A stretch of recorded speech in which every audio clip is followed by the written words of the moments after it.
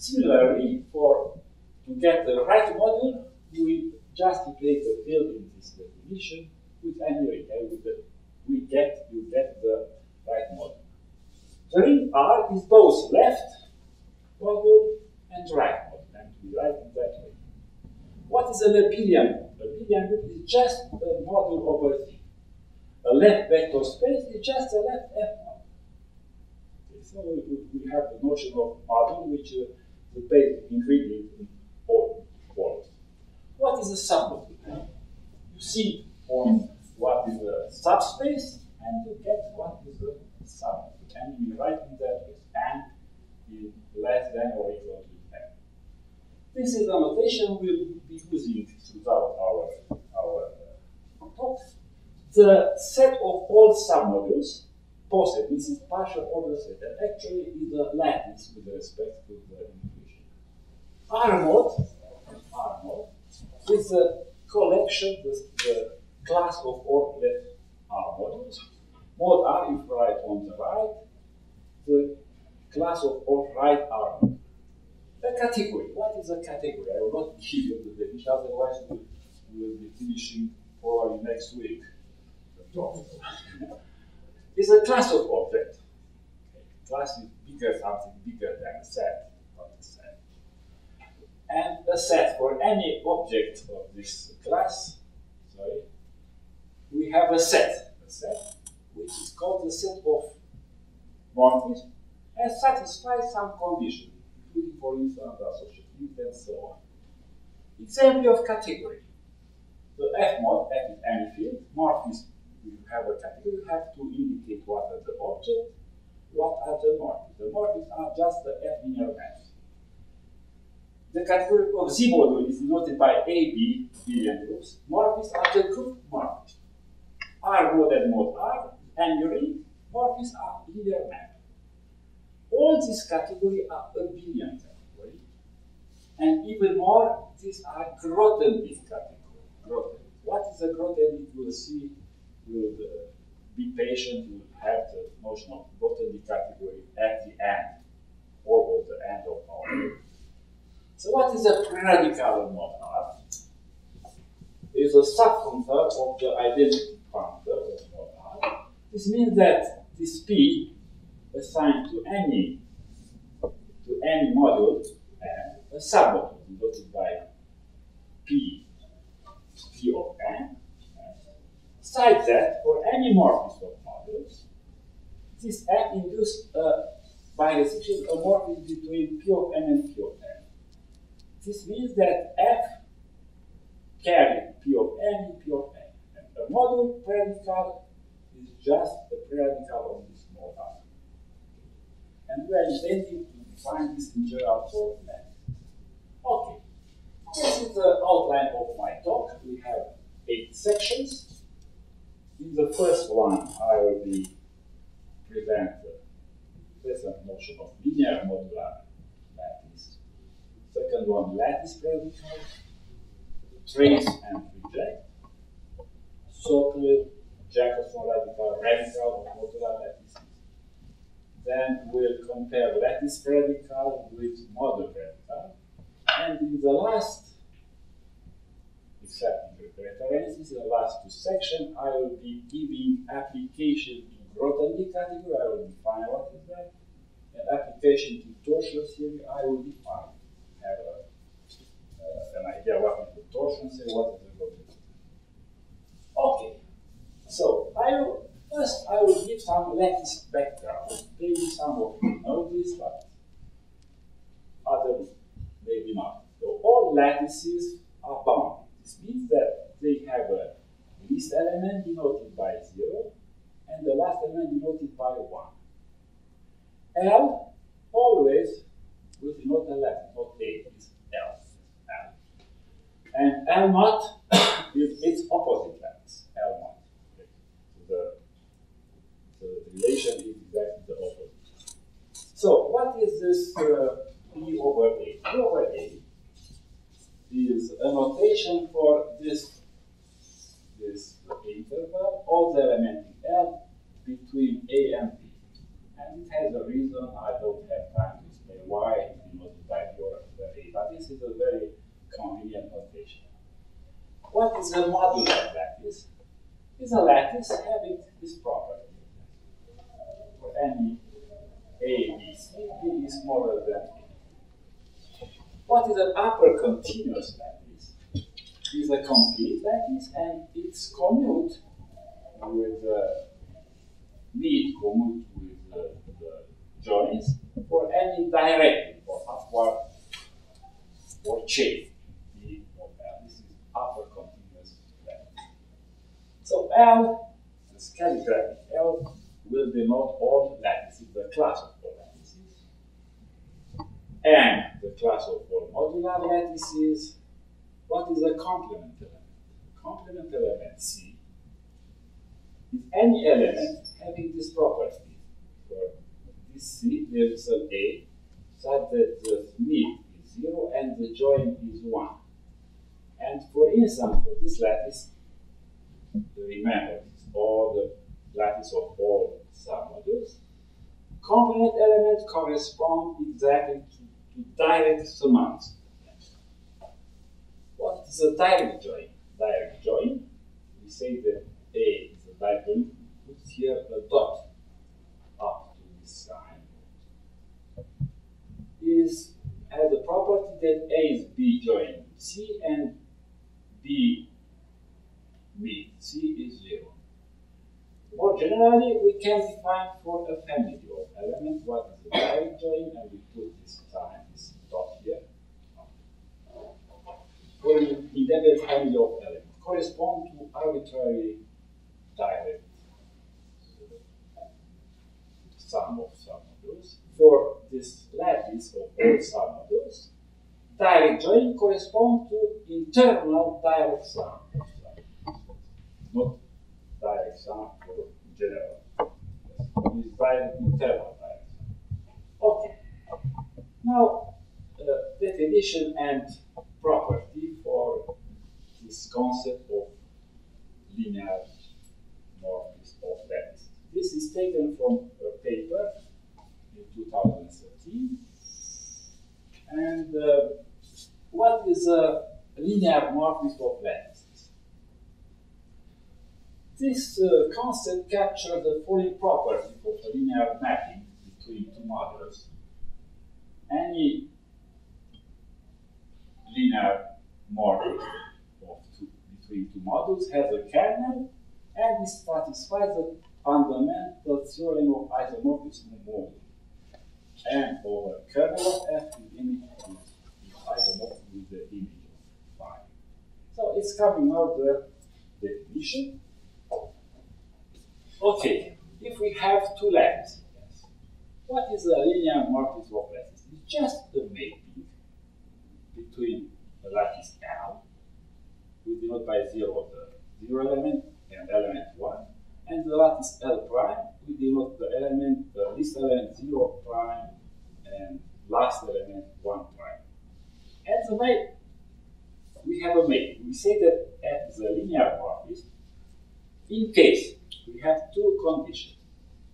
For exists an element, there is an element K in L. It's called a kernel because there's one. Not clear how many, could be 2 or 0 or more. And an element, this K corresponds to kernel. Kernel is a submodule. And an element A prime corresponds to the image of A. So that the following two conditions are satisfied. F of X is F of X join K, like here. And F induces of sequence isomorphism, that is, the M corresponds to 1 over kernel, 1 over K. And here, image is A prime over 0 prime. This is this isomorphism, this is in that way. It's exactly the counterpart of this concept. If phi is a lattice morphism, is a morphism of modules, then the mapping F of submodule to submodule is defined by F of X is the image phi of X. So, yes. morphism, the image of X under this phi. And this clearly is a linear morphism, so what is at the kernel of that is exactly the kernel of phi. Good. Now we have a first proposition, first result, which gives the main property of this kind of morphism. Okay. Now this is the following thing. This is TFH. The following assertion holds for the linear morphism. This kernel key for any element f of x is f y if only x join k is y join k. See for models exactly for models. Good. F of f this f maps this kernel to 0. This is exactly the definition of kernel. And k is the greatest element of f having this property. This means that in particular the kernel is uniquely determined. In the definition there is a k, but this k is uniquely determined. F commutes with arbitrary join. This means that f of join is join of the range of f for any range of element provided both joining exist. The lattices are not necessarily complete. If this join exists, then we have this one. F is an increasing mapping. And F preserves interval. This means that for any u smaller than b, f of this interval is this interval. Okay. Now I am going to define the category L of F. So we have the following result. The class of all, as I told you before, all our lattices are bounded. They are 0 and 1. The class of all bound modalities becomes a category. So we have a category, we have to have the object and the morphism. The object we denote by L of M. Lm is L for linear, M for modular, Lm. If for any M, one takes as morphism all the linear morphisms. The isomorphism is the category, exactly the isomorphism is the full category of all modular lattices. The monomorphism, respectively the epimorphism in the category, are exactly the injective linear morphism, injective subjective. This is very important. This was one of the reasons we introduced the category. The subobject in this category of a lattice can as the initial interval is A over naught for any A in R. The subobject is not as in the category of all bound lattices, not necessarily linear, with sublattice. Exactly the initial interval. So let me explain the initial interval of this interval is just interval C over M. Initial interval of this interval AB is something like that. Is C over A is this interval for some C over A. Okay, now what is the term of quasi-frame morphism? I have told you that we have another, what is the name? Idiom? Idiom. Then there is a paper in Cartel. Quasi-frame, or two-frame, is nothing else than the upper continuous modular lattice. This is called idiom. Yes. And the two-frame morphism is any mapping between these two frames such that they have commutes arbitrary joint and preserved interval. How is called this? Called this? Okay, no name. Okay. A two-frame morphism of satisfy this following two conditions is said to be algebraic. This is the concept used by Academ. If the restriction of that 1 over k of f to the interval 1 over k of s is injected. So what is k of f? Is a sort of curve. That is the union of all x which are made onto 0. This is k of f. Now, if we have f at the beginning is a linear morphism, and is exactly K of F is exactly the kernel as linear morphism. Last week. Okay, now Q-frame, how is the Q-frame morphism and linear morphism? You have the following result. The following result are equivalent for a mapping between two frames. F is a linear morphism, and F is an algebraic Q-frame morphism. And we have an example which shows that if we have a lattice with 4 element lattice, the 0 is the smallest element, the last element, the least last. We have 2 elements that are not comparable, and L prime is a two element lattice, 0 prime, 1 prime, and we define the following. These are sure Q-frame, and we go to the following mapping. F is applying 0 to 0 prime, and these 2 elements, A and B, and 1 are applied on this 1 prime. That is easy to check that here is a Q-frame morphism, the kernel is 0, but is not a linear morphism. Okay? If you have any question, you can interrupt me, and we can go. Okay, good. Now, linear injective lattices.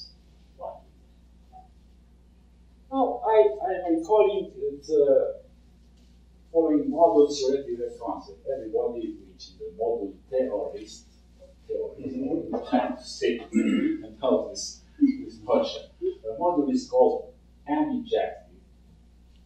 So we have 2 models. Q is called M-injective if for any submodule, for any morphism for M, this can be extended to another one. If we have a class, a non-empty class of morphism, then Q is called A-injective. It is M-injective for any M. This is the well-known concept in models. Now we are trying, and I was thinking when we have wanted to see what is happening. Unfortunately, passed away. Yes, these are 2 options to define the latticeal counterpart. What kind of morphism we are taking into account? Usual lattice morphism? Yeah, what is the usual lattice morphism? Which commute with join and with prime.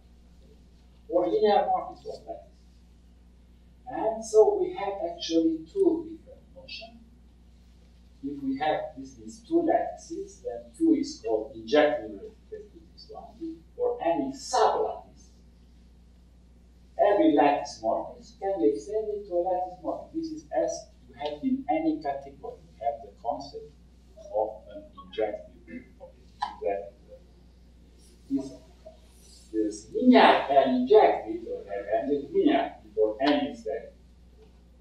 Start for any linear morphism. So here we play the sublattices with the initial interval. For any A, we take this initial interval. Any such morphism can be extended to a linear morphism. Now we can do what is true is C-injective. We have C is any class or linear C-injectives has the same property for any lattice C. Q is injective or linear injective with respect to any lattice. Now there are some facts about this injective, as I mentioned before. The injective lattices are exactly the injective object in this category. All lattices with usual lattice morphism. If we restrict now our consideration from L to this M, some modular lattice, then injective object of this category. There are neither non-zero. This is strange. So you make the theory of injective lattice that is a void. There's no such non-zero injective void, exactly zero. Only the zero lattice is injective, nor non-zero linear injective. But plenty of C-injective and linear C-injective. There are no connection between the C-injective lattices and the linear C-injective. So you can find all of them in my paper. I will give you at the end what is the references. Now, I finished my first section. Now we are going to discuss the lattice predical. So, what is a lattice predical? This category is very important. Take the functor of this category of linear modular, satisfying the following two conditions. R of L of n lattice here, is a subobject here. The subobject of L for any L. Remember, the subobjects are initial interval. And for any morphism in this, R of F is F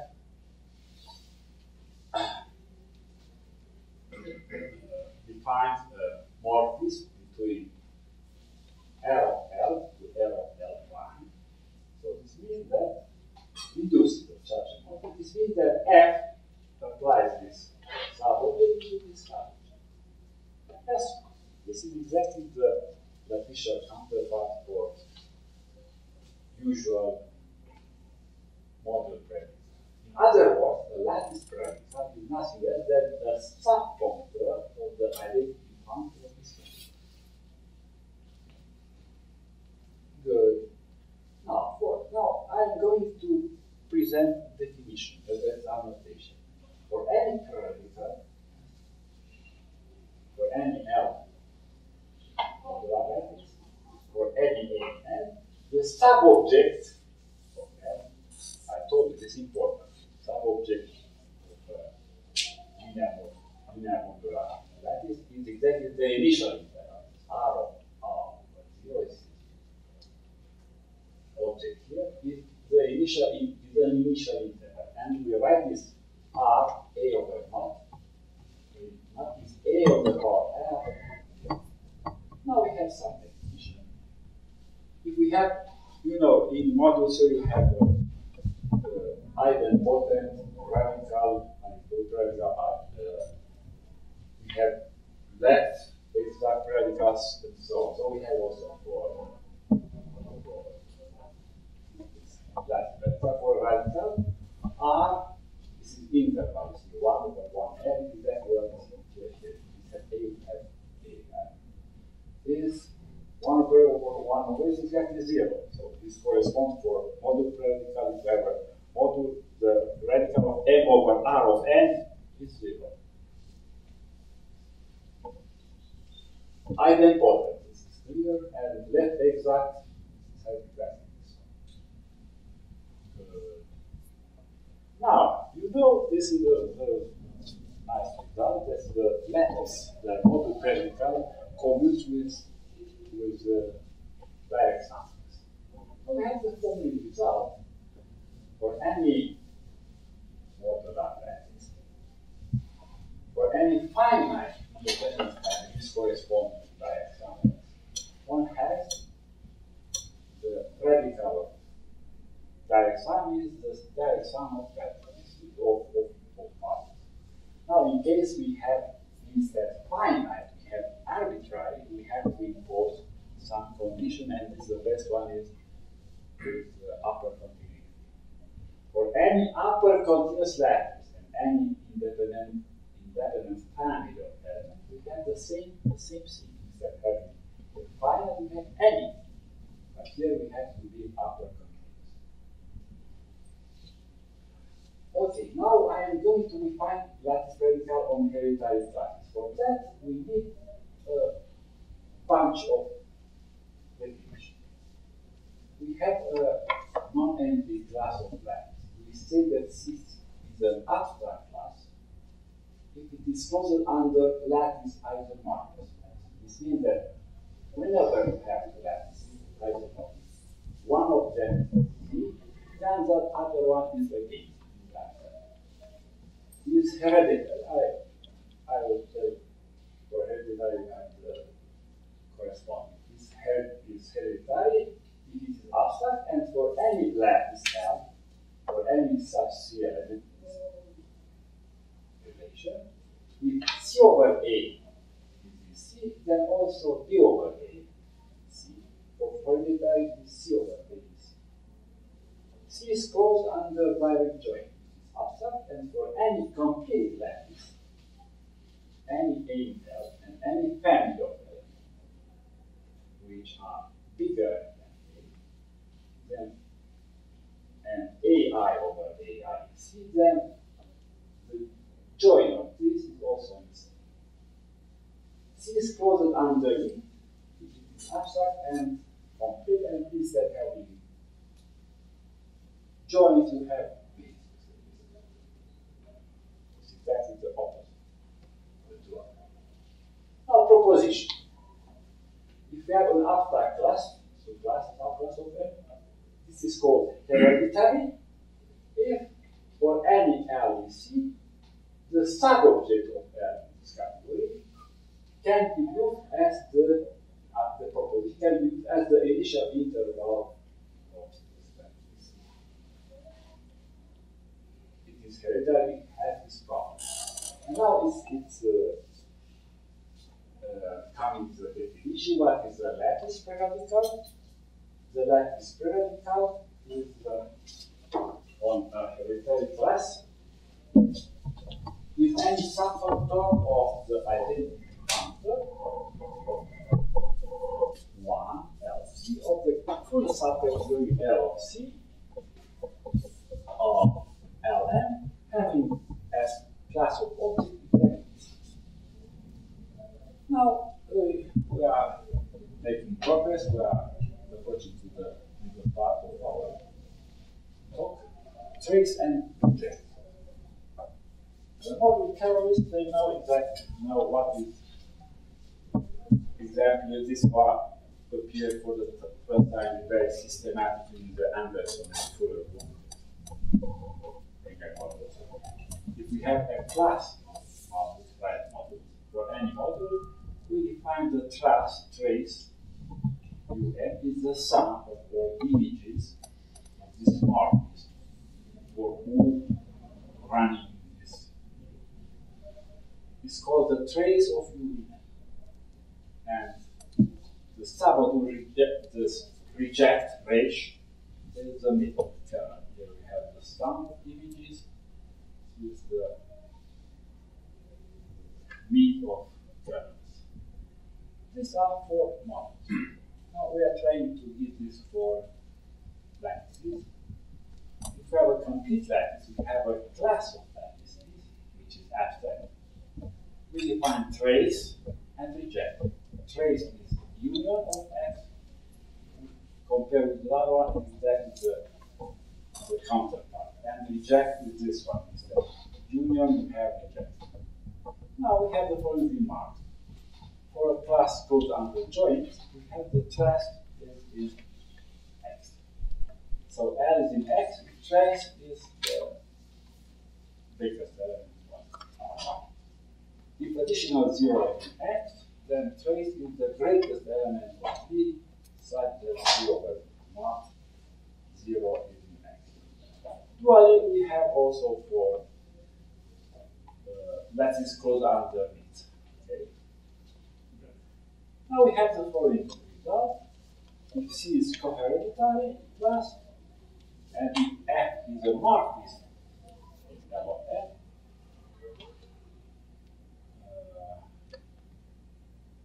yes, complete classes of F carry the trace,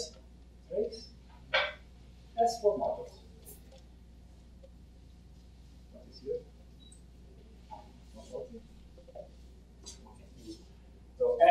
carrying this one, trace of x and trace of x prime. Corollary, if we have coheritary classes, we denote by L and C, C coming from complete, the two subcategory of L of N, consist of all complete modular lattices. Then, the assignment, L is Malcolm trace, defines an idempotent predical. Now I'm going to present some examples. Let S be the class of having at most two elements. So all lattices having at most two elements. So this means that either all are zero, you have one element is zero, or are simple lattice. Simple lattice means exactly that it has two elements, 0 and 1. And simply as having that for L complete, the trace exactly the soccer. Soccer have the value soccer, no, soccer is not the same. Okay? And this assignment is exactly an idempotent predical. If sigma prime is a restriction of sigma to the full subcategory of all upper consist modular lattices, then this sigma prime is the left exact predical. That's known very known for. Now we have the following. Now we pass to, we have coheritary, we have now hereditary. If we have a hereditary class, then F commits to the reject. This assignment L is mapped on this reject, defines the radical of this category. As it happened also for models. For example, we go to the same class as, let's have these two elements. For a complete lattice, the reject is exactly the Jacob's radical.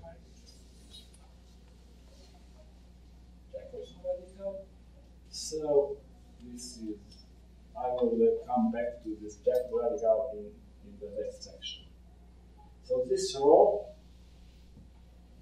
and for n lattice we have the Jacob's only for should be a lattice, we cannot write Jacob L, Jacob for an element. The interval is a radical, Jacob's one. Okay. Now, in this section we define, we discuss this Sokol, Jacob's radical for modular lattice. Now, it's coming lattice background number 2. We put all this in the beginning, otherwise it will be very common. The simple lattice, I already mentioned. Simple lattice means has exactly two elements, 0 and 1, 0 and 1. Simple interval. Simple interval is an interval so that it has exactly two elements, A, B, A is different from B. There are no other elements in between. This means B over A is simple. Atom. What is an atom? Atom is just an element A, such that this A over I is simple interval. This corresponds atom with simple modules. Coatom, the opposite, what is that? Is a maximal element. This lattice L is our problem. Semi-atomic or semi-atomic lattice, one is a joint of atoms. It corresponds to semi-simple atomic lattice. Atomic lattice means that for any x equal to L, any x has an atom which is in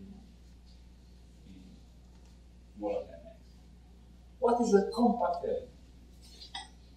Compact element, you know from topology what is the Heine Borel theorem.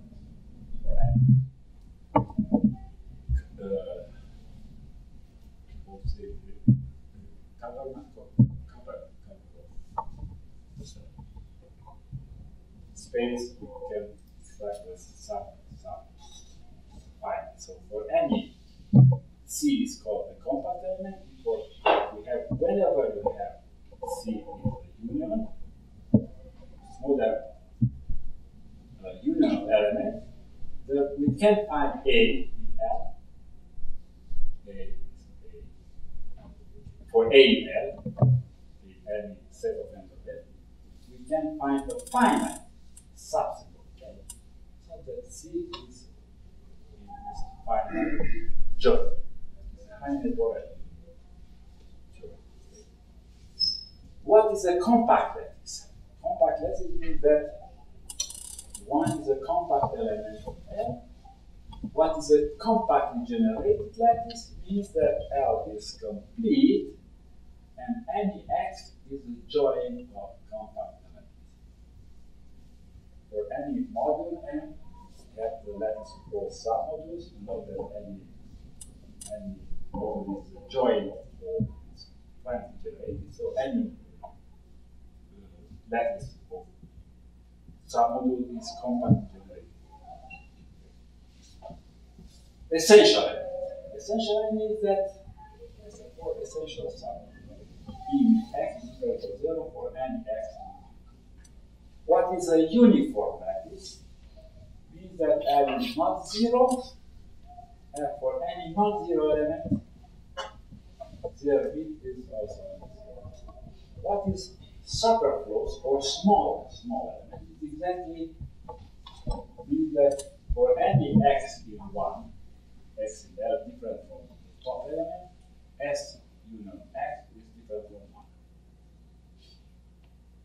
So A of L is the set of all atoms. M of L is the set of all co-atoms, M from maximal S. And exactly the atoms of this opposite lattice. E of L, the set of all essential elements, and S of L is the set of all small elements. It's exactly the essential element of this opposite lattice. And for a complete lattice, we denote the socle is the join of all atoms. There is no atom. In that case, the join is 0. Radical. What is the radical? Radical is the join of all small elements. The Jacobson radical is the mean of all maximal elements. Model the mean of all maximal sum. The socle of L in case has no atom, then we take this. Okay, we have the following result. For any compactly generated modular lattice, the socle is the mean of all essential elements. This is well known for modules, but modules, the reason is that this lattice of all submodules is compactly generated. And the radical is exactly the Jacobson. Radical is the union of all small elements. Okay. Now, this is well known. For any non-zero finitely generated module, that this property has the property that any non-zero finitely generated has a proper maximal submodule that includes a given proper submodule. This is well-known proof. This is taken as definition in the following condition for a lattice: K of L, crude lemma, for any non-element equal from 1. We have a maximal element which is for any X can be extended to a maximal element. This means that the maximal element of this interval is non-zero. Now we have the following results. The lattice satisfies Q of L if at all this opposite lattice is atomic. Proof that any complete compact lattice of the modulus, what means that and finally generated modulus satisfied the theorem. Any Notarian lattice satisfies this theorem, and if L is semi-atomic, after continuous modularity that L satisfies the theorem. Now, if L is complete, then socle is smaller than the mid, with equality if L is atomic. Dually, we have, for a complete lattice, radical is smaller than Jacobson, and if L satisfies K of L, then Jacobson radical is S of L. So radical is equal to Jacobson radical. And remark, the first part of 2, this one, is exactly the latticeal counterpart of the well-known Nakayama lemma. Actually, you know that Nakayama lemma was not discovered by Nakayama, only attribution. Okay, now this will be a bit more technical. So we compare lattice predical with modular predical. If we have a lattice predical of L of M, we specialize this notation for this lattice of some module, case A is M. As M of then in specialized we have MR over here. This is the interval, exactly the radical of this lattice. The lattice of Salón is exactly the interval. Now we have the following result. For any lattice predical, this assignment for any module, we have M of R. It defines the predical for any lattice predical. We have a model predical. Now this result can be taken is that taking this category of all modules can take a locally small abelian category. I don't have an invitation to define what is the abelian category. It's too long to say, but think on mod. Category of modules. It's said to be locally small if the class of subobject of any object is a set. And in this case, the lattice of all L of X is class, and that is actually a modular lattice. Any Grothendieck category, so in this moment you don't know what is that, but be patient, be explained in the section number 7. Grothendieck is locally small. So we have the following fact. For locally small abelian category and for any martes, the canonical map where we have all the sub-objects, phi of A is the image of A through this martes, is a linear martes of lattice. The next example shows that a module predical does not necessarily define a lattice predical. I will give a counter example here. And Z mod. What is Z mod? Is abelian group. Define R underline with the set of all elements of M and abelian killed by 2. There's 2x equals to 0. Then R is clearly a predical in this category of abelian groups.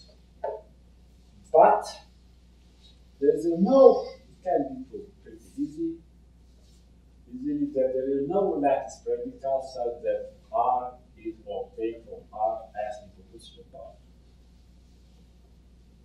Now we are going to discuss when a model predical produces a sort of lattice predical. And we forget to introduce a new concept of linearly closed subcategory. These are subcategory of linear modular that are not necessarily full. This is not full, but enjoy some natural condition that in particular are satisfied when considering subcategory of this logarithm category, or subcategory associated with tau saturated submodule with respect to hereditary torsion sure. So linearly closed subcategory. This section is a bit technical. Sorry for that. I don't have anything to. So let SC, S of C, SC be a subcategory. This is important, is not necessary for having as class of object a non-empty subclass C of M. We say that this is linearly closed.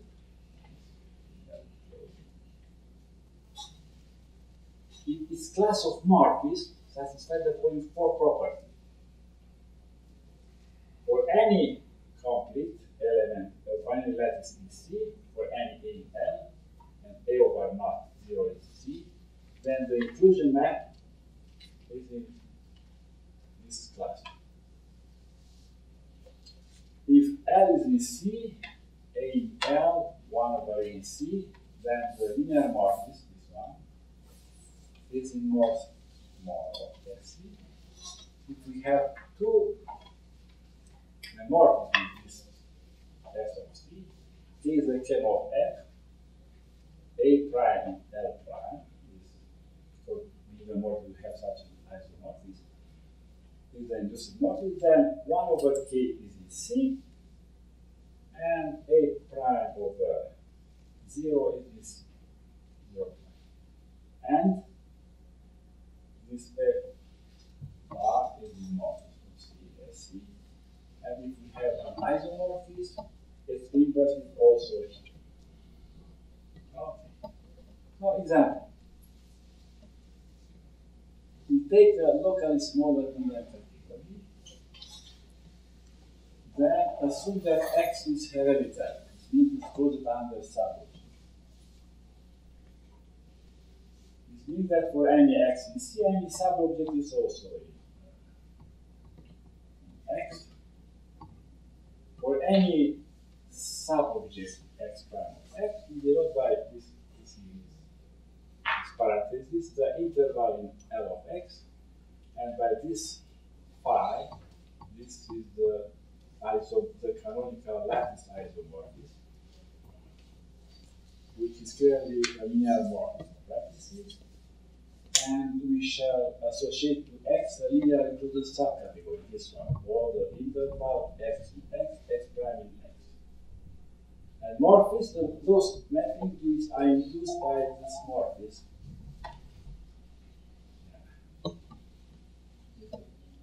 This arises as we have here the isomorphism, we have this map, canonical map, and we have here the inverse.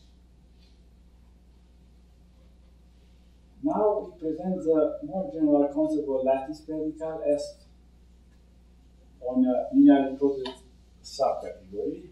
We have a linearly closed subcategory. We have this hereditary. A lattice predical is any functor satisfying the same condition. But here we are careful to take only morphism S of C. If we have a linearly closed subcategory, such that the class is hereditary, then and R is a lattice predical, then for any LSU we can define that way. This is an initial interval, we have this one. And a predical in a Toma Albu category is any functor of the identity functor.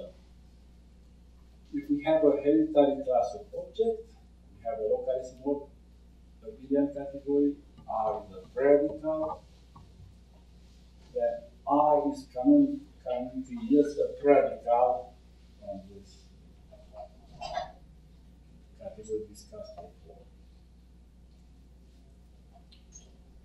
How we define rho? I told you already, I'm sorry about that, why I cannot avoid this. Just skip. With the notation above, let X is interval is S of C, then this radical arrow X over X prime is for some L, set x prime, x, y, and we define rho in that way. Now, okay, so this we finish that. Now we have an application to Grothendieck. Now it's time. It's time to present first a latticeal strategy. We have a problem which involves sub-object or sub-modules, which are supposed to be investigated either in Grothendieck category or in modular category, which have a torsion theory. And since more than 30 years, I used the following strategy. The first one was in 1984.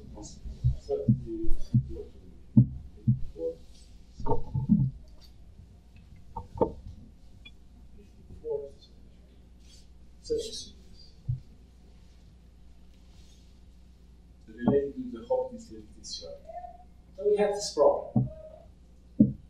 Either the Grothendieck category or torsion theory. We translate this problem into a latticeal. Now we forget about these things. Grothendieck category, torsion theory. We investigate this problem in the latticeal. And then we back to basics. So we come back to Grothendieck category and torsion theory. What is the advantage to do it that way? In my opinion, is that it is very natural and simple. We ignore the specific context of Grothendieck category, torsion theory, and we focus only on this latticeal problem with warped element. In Grothendieck category, you cannot warp element. Have a morphism. Okay, so Grothendieck category. I will be very shortly what is the definition. We apply it. So what means Grothendieck category?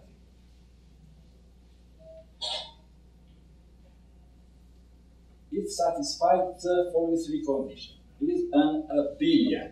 You can get all the things spectrum with the has exact direct limit or satisfies Grothendieck maximum AB5, AB1, AB2, AB3, AB4, AB5, AB6, AB5, and has a generator. What is a generator? For any object of G, we can find a set, and an epimorphism is a direct sum of copy of. So this means exactly what is the Grothendieck. We have just a very rational. Now, what is important? For any x in G, we divide by L of x the set of those. It is the set because it has a generator. Generally, not a set. Yes. Okay. Which actually is a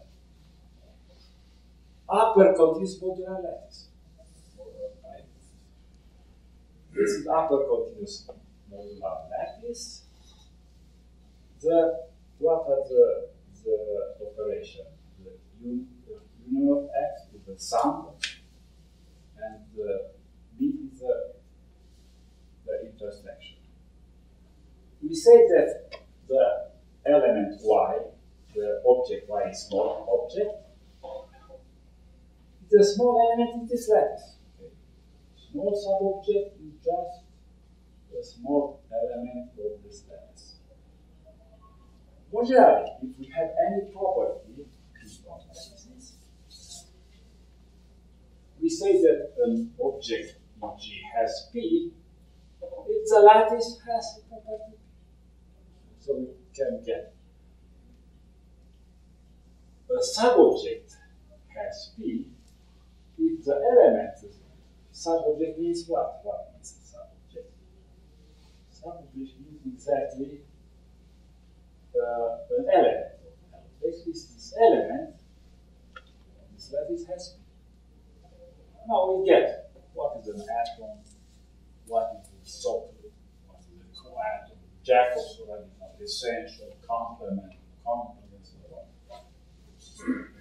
complement respectively compact subobject, we use the well-established term of direct sum. And for compact object, find the variance. That was well established. Now, the category G is called locally finitely generated. It has a family of finitely generated generators, or equivalently, if the lattice L of X are compactly generated for all objects. The object X in G is locally finitely generated if the lattice is compactly generated. So all the notion in the previous section can have a categorical version. That we specialize the general concept in lattice. It is particular lattice. We need no further proofs. They are just application. So, for instance, for an object X, we take the A of X is the atoms of this lattice, and so on. S of X, B of X, and so on. Socle of X. The socle of this lattice. Radical of this. Jacob of this. We call the element the atoms, more subobject, essentials, weight, quarters, and so on. Socle are known as the socle respecting the radical. That's a radical of X.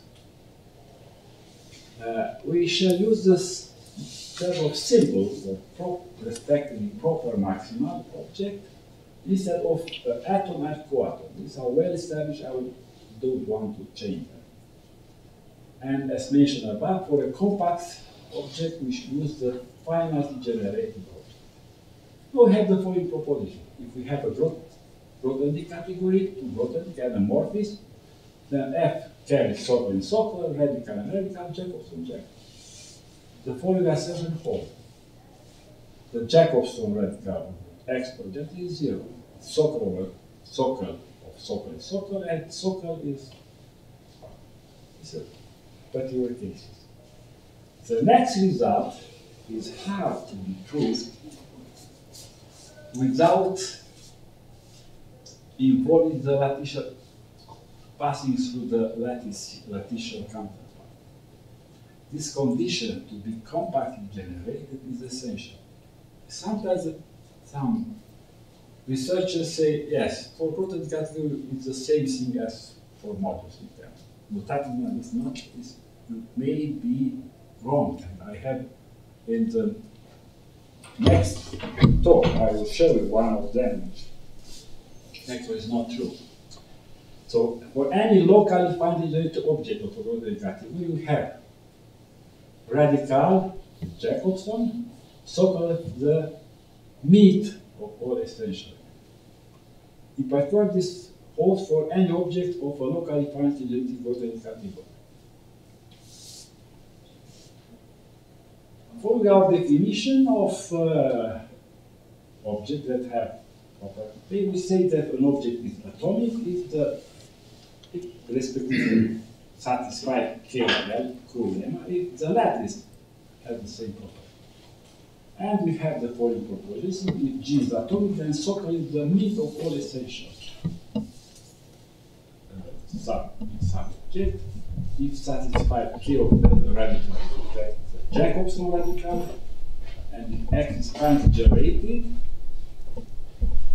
then radical with Jacobson. This is the last section. Are you tired? I am a bit tired. Okay. But we will have how many frames? I have here a count. 43, we have 58, so we have 15 more. The last about 7,000, not so much. Reasonable. Now, I am going to, for people who don't know exactly what is the torsion, so I will give some information. So Spencer-Dixon in '66 he introduced the concept of torsion theory for abelian calculus. Maybe you remember, right? Stupid time. I read this. Actually, I had some correspondence with him. Okay, he died. Okay. What is a hereditary torsion theory on modular? So I will give only 4 modules. Yes. There are many ways to define the torsion. So I take the simplest one. Hereditary torsion theory of modular is a pair of non-empty class of modules. T is a localizing subcategory. What means localizing subcategory? This was introduced by Pierre Gabriel. T is a surplus. What is the surplus? Modules. Whenever you have an exact sequence, short exact sequence, then the middle is in T if only the ends exactly so are also in. And so localizing subcategory is a surplus and is closed under direct sum. So whenever you have a family of elements in T, the direct sum. This is the localizing subcategory. So we have a pair of models as pair. So many equivalent definitions for that. So T, the first component is the localizing subcategory, and the F, the second component, is exactly the orthogonal. So all the modules which are orthogonal, this means home of TF, is 0 for empty. That's all. It's the simplest one. Okay. Now, this is very therefore any hereditary torsion is uniquely determined by the first component. So prototype, we have to think the RZ, so abelian groups, we have 2 classes, all torsion abelian groups and all torsion free. This pair is a hereditary torsions. And without this section, T will be a hereditary torsion theory. For any module, we define tau of n, the torsion sum, to the sum of all the submodules which are in T. Yes. Also denoted by tau sub T. T is a localizing subcategory. Implied because T is a localizing subcategory, this sum is in T, so it makes sense. As for abelian groups, the module is in T if the torsion submodule is equal to torsion submodule is equal to n. Torsion free, this torsion part is 0. The tau torsion module are members of T, and tau torsion free exactly the member of F. So for any n submodule, we denote by n over line n, the torsion part of m over n is think on it's called the tau saturation, and n is called tau saturated if this tau saturation goes to n. So this means exactly that m over n is in F. So notation, this is very important. You have to remember that sat tau n is all tau saturated. So we have the following fact. This is an upper continuous modular lattice, but with respect to 2 operations. First, it's the order is the triple union. The union is not the sum, because the sum of 2 torsion saturated is not necessarily tau saturation. The tau saturation, yes, and here the mid is the intersection. The least element of this torsion is exactly this element is a tau. The greatest element is N. Both of them, actually this is a subset here, are lattices. But, in the subset, but this is not a sublattice because the operation here is not in dot sum, is the saturation. And we have a definition of M is said to be tau material. If this lattice is material, tau artificial is this one. The ring is said to be tau material if the module is tau material. So what means Noetherian lattice? Well, more generally, the Noetherian poset. If we have a poset, a partial of the set, we said it's said to be Noetherian if satisfies the ACC. Do we have here in Mexico this translated ACC form? If we have some problems with it, we have it. Not the same in this one.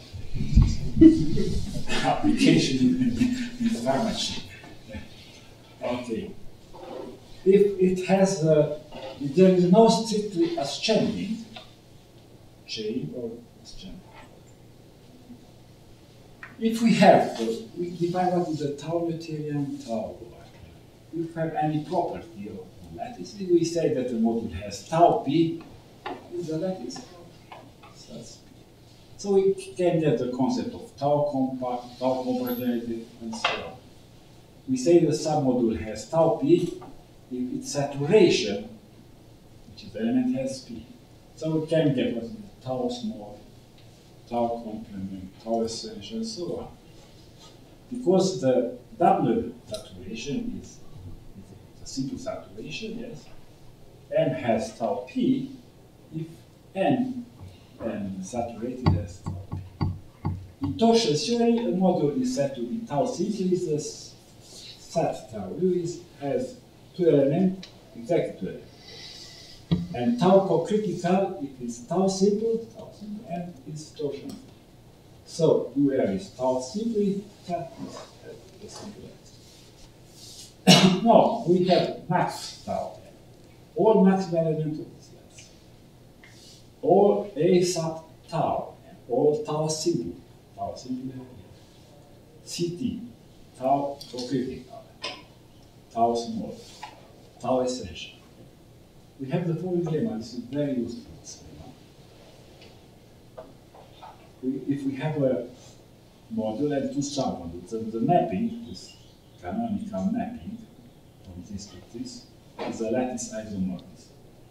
These two lattice isomorphic, if N is in tau, these two lattice isomorphic, and this is in torsion, and this is exactly this one.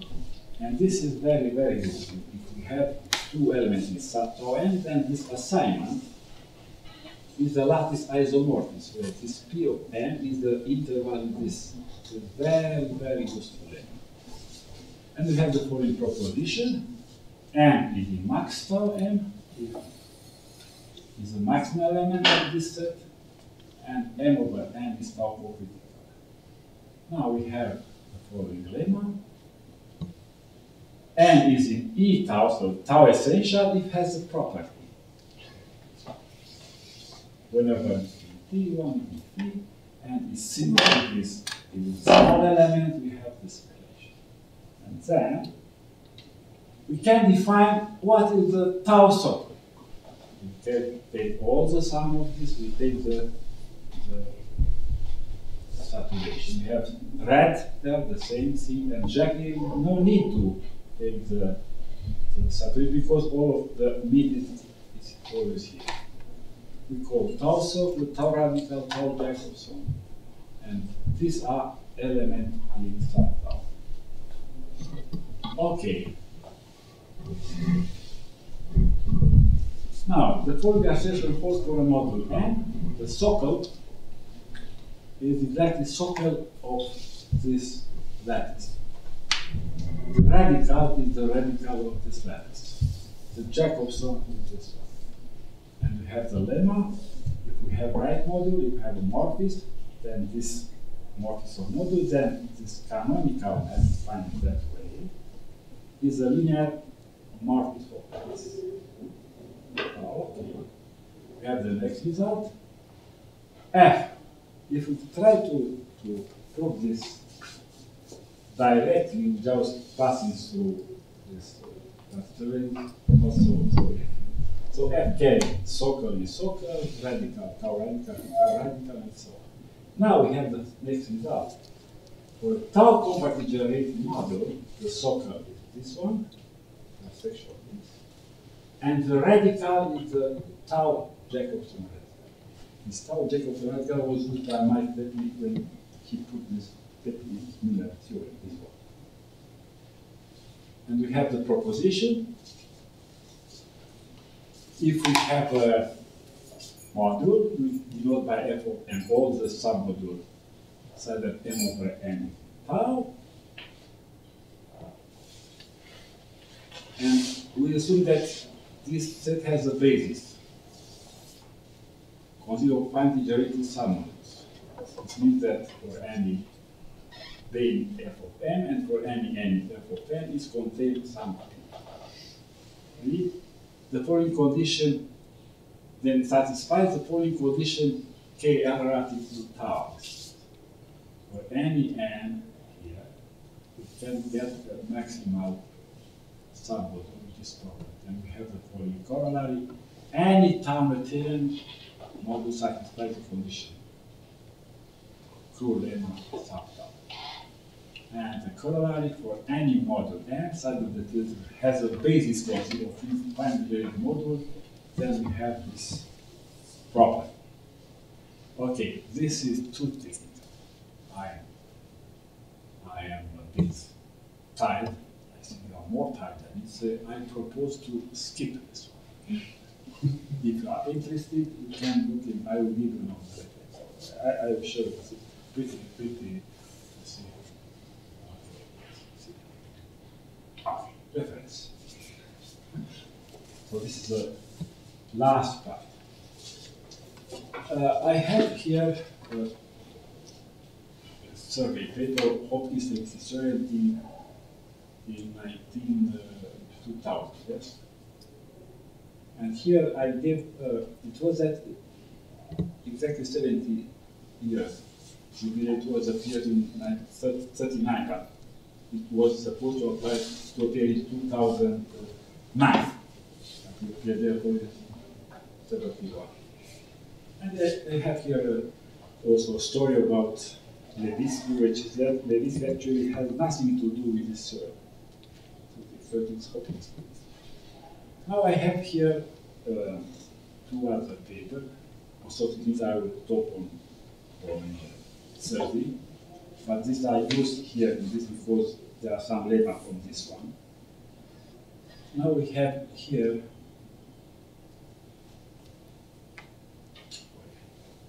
I have here lecture notes in Brazil. I gave this to the book. We have also the expanded version. I gave to Pepe this one. And you can also download. No. So this is lecture notes and this is the book. You can freely download it. I'm interested in. You can ask Angel. He has all the information. Now, in this present paper, I give some idea about this operation, relativization, absolute relativization. Here is a paper which I introduced with my PhD student, linear modular lattices. Here we have two papers in Almaty, not Almaty of Mathematics, Almaty of Bucharest University. The Soap radical and lattice radical versus radical. I have this paper in Journal of Algebra, yes. I have also other results on this C11, C11, C12, China. Yes. I have this lattice predical applied for modular C1 on lattice. It already appeared. Now we have a paper in Journal of Graduate Application, this condition CI. Okay. C1, C2, C3, C11, C12. This is a monograph in Marcel Becker with Nastasievsky, yes, 84. Now we have, I used this some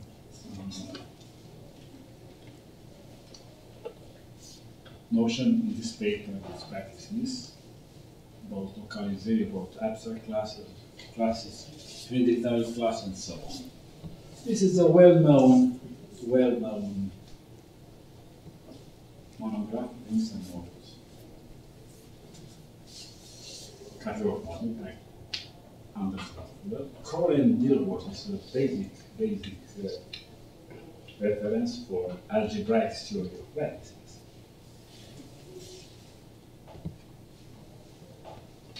Spencer-Dixon transaction. So Timothy Porter had some results on 83 and 85 about relative Jackson. This can be used very simply from the Bose-Stenstrom, monograph, and this is Simon and Really. I think that's all for today. So thank you so much.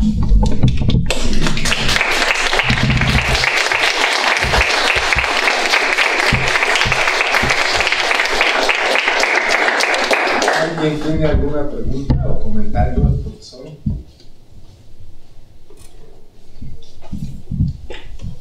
¿No? ¿No preguntas? Pues muchas gracias, Toma.